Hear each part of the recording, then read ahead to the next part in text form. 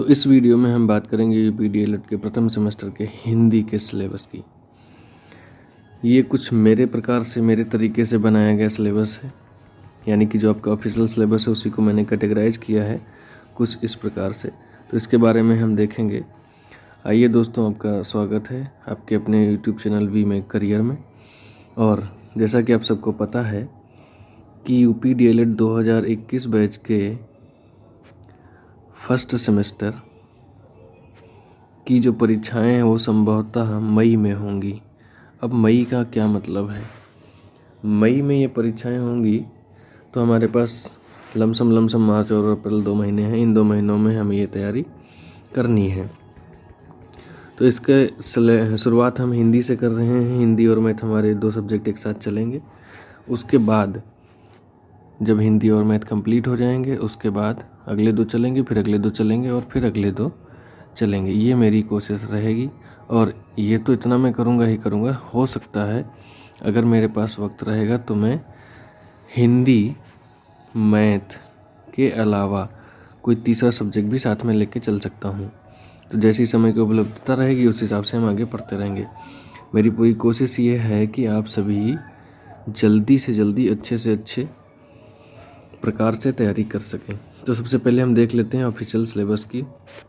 Official syllabus की अगर हम बात करें तो ऑफिशियल सिलेबस का जो पाठ्यक्रम है वो हिंदी का, उसमें 5 चैप्टर हैं। नंबर 1 हिंदी भाषा में ध्वनियों को सुनकर समझना एवं शुद्ध उच्चारण यानी वर्णमाला की बात है। दूसरे में देवनागरी लिपि है। तीसरे में आपके विलोम समानार्थी तुकांत यानी कि एक प्रकार से अगर देखा जाए तो शब्दकोश है। चौथे चैप्टर की बात करें तो इसमें अल्प विराम अर्धविराम यानी कि विराम चिन्हों की बात की गई है। इसमें सभी प्रकार के विराम चिन्हों की बात की गई है।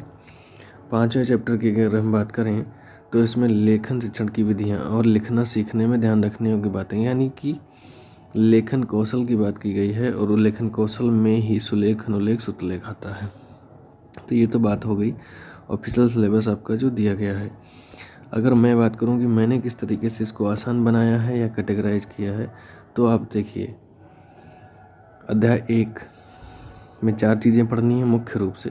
नंबर 1 श्रवण कौशल, नंबर 2 आपकी ध्वनि का मतलब जो हम बोलते हैं। नंबर 3 स्वर और व्यंजन। स्वर व्यंजन का मतलब वर्णमाला हो गया। वर्णमाला में जैसे कि आप जानते हैं कि स्वर होते हैं 11 और व्यंजन होते हैं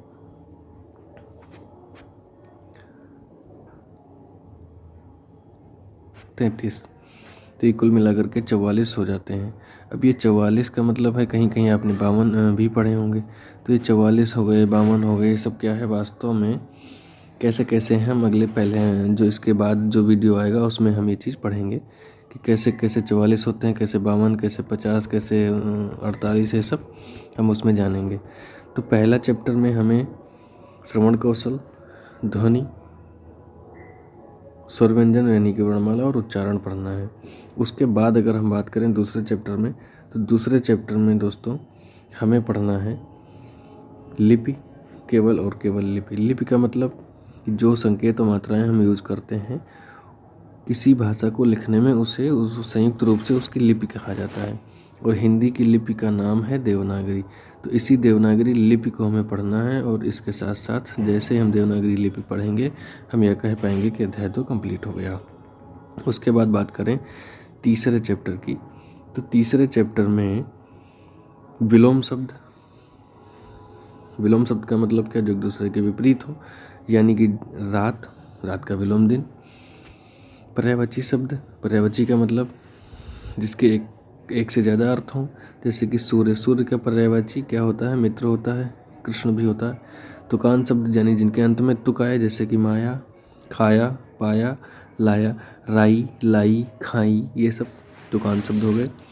इसके बाद बात करें समश्रुत शब्द की। समश्रुत शब्द का मतलब समान ध्वनि वाले, जो सुनने में एक समान लगते हों, जैसे कि अंश और अंश। तो आप देख पा रहे होंगे कि जो अंश है इसका मतलब तो हम सबको पता है। इसका मतलब होता है भाग, किसी भी चीज़ का भाग या कोई हिस्सा। लेकिन ये वाला जो अंश है इसका मतलब होता है कंधा। कंधा का मतलब आप सब लोग जानते हैं। उसके बाद अगर हम बात करें वाक्यांश के लेख शब्द। वाक्यांश के लेख शब्द का मतलब क्या? कोई वाक्य है, उसका अंश है, वाक्यांश हो गया। यानी कि कोई वाक्यांश है या वाक्य है, उसके लिए एक शब्द। कहने का मतलब जैसे कभी कभी हम लोग ये बात करते हैं कि किसी चीज़ को एक शब्द में समझाओ, तो वही चीज़ किसी चीज़ को एक शब्द में कह देना ही वाक्यांश के लिए एक शब्द बनाना होता है। जैसे बिना निमंत्रण आने वाला, यानी कि आपने किसी को निमंत्रण नहीं दिया फिर भी आ गए, तो उन्हें क्या कहते हैं? अतिथि कहते हैं। उसके बाद अगर हम बात करें चौथे चैप्टर में, तो वास्तव में चौथे चैप्टर में आपको सिर्फ और सिर्फ विराम चिन्ह पढ़ना है, केवल विराम चिन्ह पढ़ना है। अब इन विराम चिन्हों में क्या क्या पढ़ना है? तो अर्थ, प्रकार, उपयोग, उपयोग में त्रुटियाँ।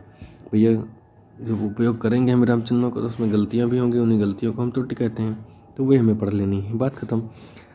पाँचवें चैप्टर की अगर बात करें तो उसमें पहली चीज़ है लेखन कौशल, दूसरी है लेखन अभ्यास, तीसरी है वर्तनी।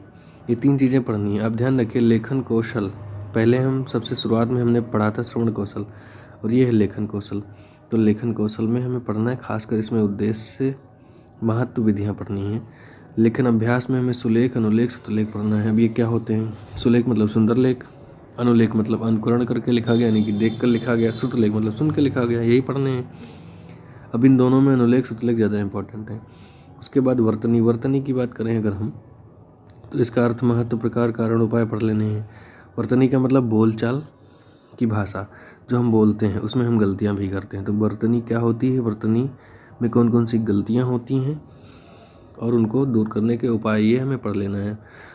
गलतियाँ कैसे होती हैं? जैसे कि किसी का नाम है मान लीजिए प्रताप, तो क्षेत्रीय भाषा के चलते गाँवों में लोग इसको प्रताप लिखते हैं, प्रताप लिखते हैं या प्रताप बोलते हैं, जो कि नहीं होना चाहिए। ये शब्द गलत है, ये शब्द सही है। इसी प्रकार से कुछ लोगों को मैंने देखा है बोलते हैं बड़ा, लेकिन ये शब्द वास्तव में गलत है। इसका सही शब्द होता है बड़ा। ऐसा खासकर बिहारियों में देखा जाता है। बिहारी जो भाषा बोलते हैं उन लोगों में चीज़ पाई जाती है कि वो बड़ा को बड़ा बोलते हैं। तो सही शब्द ये है, ये शब्द गलत है। लेकिन ऐसा क्यों बोलते हैं? वो गलत नहीं बोलते, वो उनकी क्षेत्रीय भाषा, इसलिए वो गलत उस तरीके से बोलते हैं, लेकिन शुद्ध हिंदी में उसे गलत कहा जाता है। तो ये चीज़ें हो गई हिंदी का सिलेबस कि हमें कैसे पढ़ना है, क्या क्या पढ़ना है। मुझे उम्मीद है कि मैं आपको आसानी से समझा पाया हूँ। अगले वीडियो में हम बात करेंगे हिंदी का चैप्टर 1। हिंदी का चैप्टर 1 का मतलब क्या हुआ कि जो हिंदी है इसका चैप्टर 1 है हमारा श्रवण कौशल, ध्वनि, वर्णमाला, उच्चारण। ये चीज़ें हम अगले चैप्टर में पढ़ेंगे। नेक्स्ट जो हमारा वीडियो है उसमें हम ये चैप्टर 1 पढ़ेंगे। तब तक के लिए नमस्कार, आपका दिन शुभ हो।